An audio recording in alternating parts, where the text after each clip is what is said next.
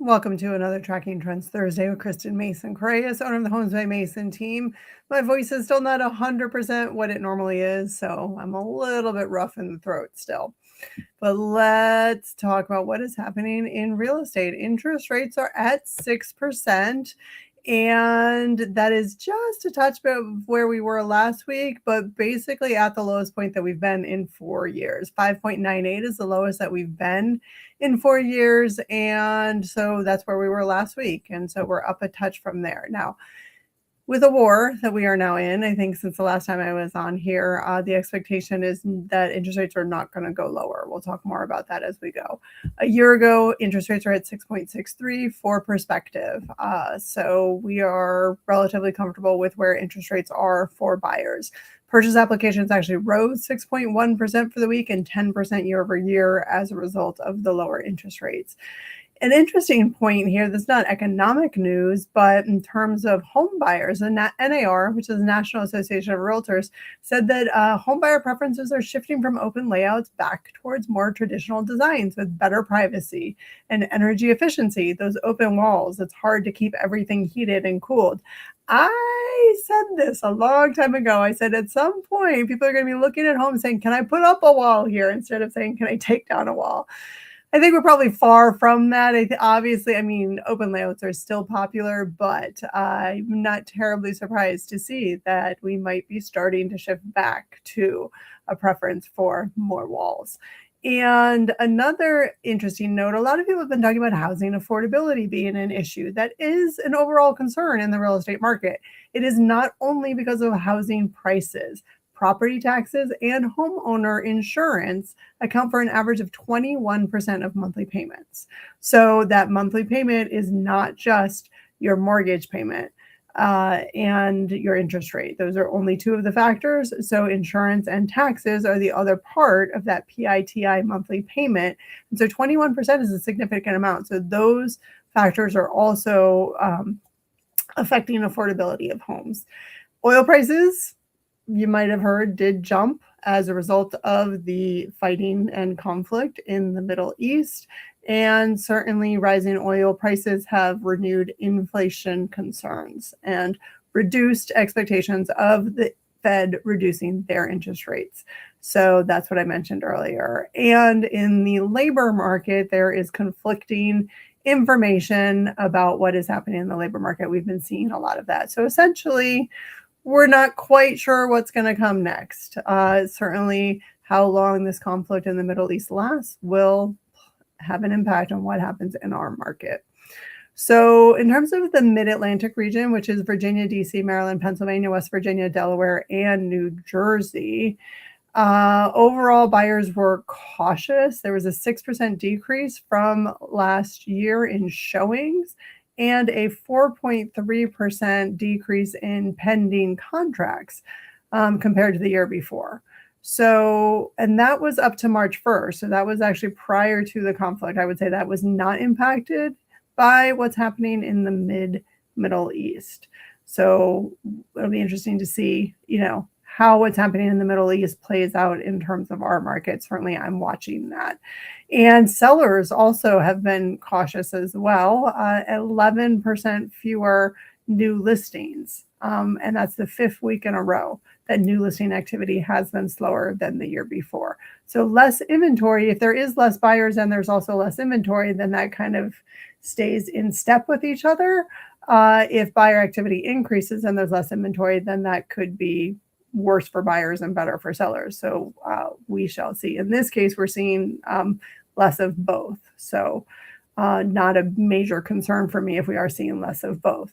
Contract times, how long it takes for a home to go on the market and then under contract, that is taking a little bit longer, 7 days longer than the same week last year in the Mid-Atlantic region. That's not the case in our hyper-local market, so stick around to the end. I'll give you that information. The larger DC metro area, week over week, showings were down 2.4%, but contracts were up. So the buyers who were out were serious, up 3.5% compared to the week before. And time to contract was shorter by a day, week over week. New listings here in the larger DC metro area were up week over week by 10.2%, although they were down year over year by 9.2%.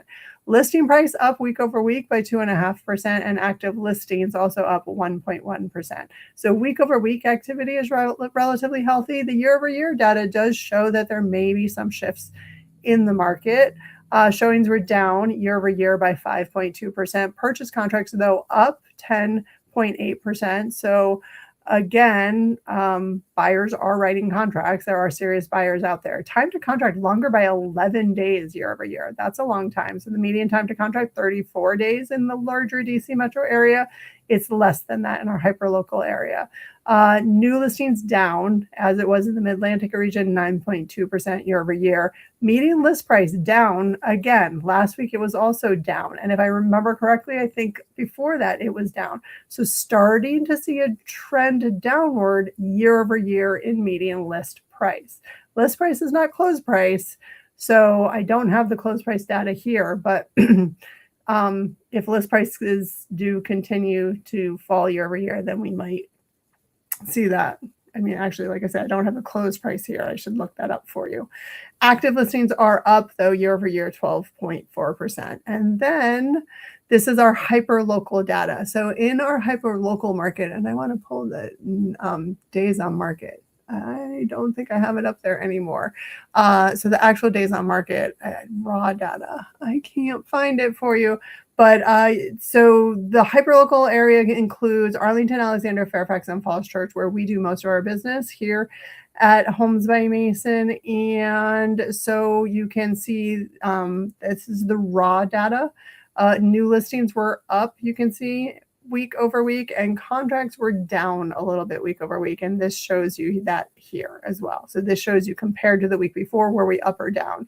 So slightly up in supply and slightly down in terms of contracts in the hyper-local area. And then this is compared year over year. So year over year, the inventory was slightly down, but contracts were slightly up, the reverse of what it was week over week. And then the green bar is our demand to supply ratio, down from what it was, but compared to last year, almost very much the same compared to last year. So 77% demand to supply. That means compared to how many new listings came on the market, how many contracts were written, which then shows you a factor of how much leftover inventory there is. So I would say not too high, not too low with that demand to supply ratio. And these are our days on market. So let's see, again, that looks like 20 something. I wanted to give you the raw data, but I can't put my finger on it. But we are down week over week. I think last week we were like 24. So maybe 22, 23 is what this looks like. In terms of days on market in our hyperlocal area, how fast it takes or how long it takes for homes to go under contract from when they go onto the market. And that is your weekly market update for this past week. Today is March 5th. I'm not sure if I mentioned that in the beginning. And so anytime you want to talk more about what's happening in the market and how it impacts you directly, where you live and what decisions you might be making, feel free to please reach out. 571-210-1866. That's my phone number. You can call me or text me at that. You can email me directly at kristen@homesbymason.com or check out my website. There's a lot of good resources on there as well, www.homesbymason.com. Thanks for watching and have a good weekend. Hope to see you back next week.